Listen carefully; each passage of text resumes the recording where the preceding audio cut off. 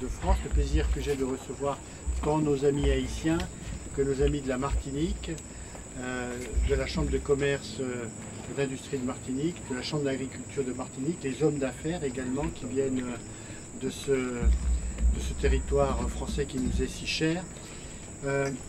J'étais très content que vous fassiez ce déplacement pour essayer de renforcer les liens entre la Martinique et Haïti. Je pense que tant Haïti que la Martinique ont beaucoup à gagner du développement des liens. Il y a une certaine complémentarité. Nous avons en Martinique beaucoup d'experts, de savoir-faire, de connaissances.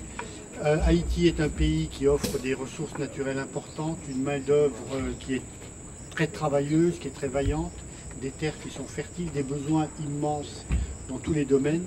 Donc je pense que nous pouvons développer cette coopération à la fois au bénéfice d'Haïti et au bénéfice de la Martinique. Donc j'espère que cette mission vous aura permis d'identifier des projets concrets, des possibilités réelles, et que dans les semaines et les mois qui viennent, ces possibilités, ces virtualités vont se traduire dans les faits. C'est en tout cas le vœu que je formule. Nous avons, après plusieurs semaines et plusieurs mois d'échanges, et c'est aussi l'occasion pour moi de remercier M. Ozzy et Alex Alivon, les deux chevilles ouvrières de ce rapprochement entre les deux chambres. L'occasion pour moi de les remercier pour la mise en contact et puis la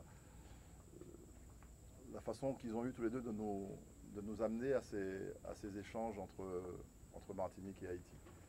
Nous allons, avec Grégory, signer cette convention de partenariat qui met en avant une nécessité de veille économique pour les acteurs martiniquais intéressés par le business avec Haïti.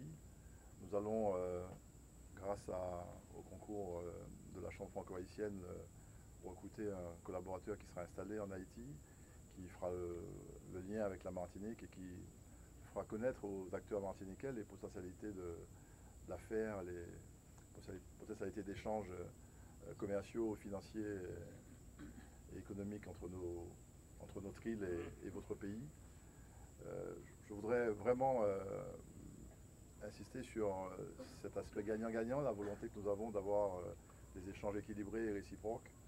Ce qui est possible en Haïti doit être aussi à la Martinique. Si des investissements se présentent à la Martinique, nous échangerons bien évidemment avec nos amis haïtiens qui pourraient être intéressés.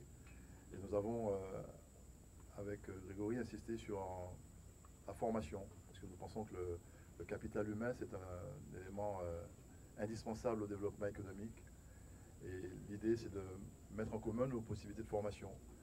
Formation pour les chefs d'entreprise et pour leurs collaborateurs dans les domaines les plus variés. Nous avons à la Chambre de commerce et d'industrie de la Martinique un pôle consulaire de formation qui regroupe à la fois un centre d'apprentissage, une école de commerce et de la formation. De cet accord qui est l'aboutissement de discussions, de négociations, mais au fait qu'il y a une complémentarité que nous attendions, car nous prônons depuis plus de 10 ans l'effort pour l'investissement direct étranger, pour l'amélioration de la perception que l'on a d'Haïti, pour renforcer les liens avec les entrepreneurs et les investisseurs français.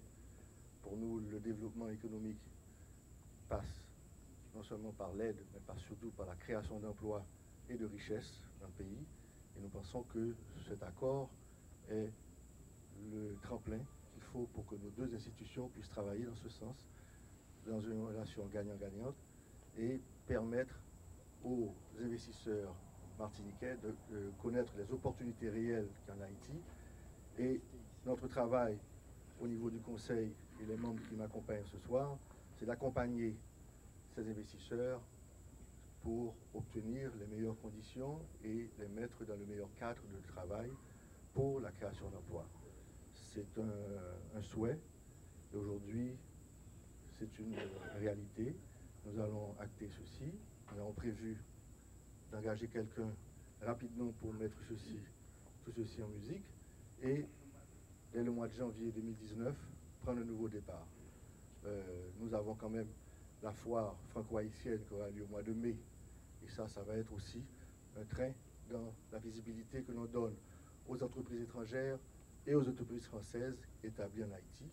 Car c'est, je le répète toujours, c'est la France est le partenaire qui est le plus impliqué dans l'investissement direct étranger ici. Les investisseurs français et les présences d'entreprises françaises ne font pas de bruit, mais aujourd'hui, il faut les nommer. Il faut nommer Bolloré, il faut nommer Vinci, il faut nommer Suez, il faut nommer Alstom, il faut nommer Valorem. Ce sont toutes ces entreprises établies en Haïti qui travaillent dans les infrastructures et avec des partenaires haïtiens.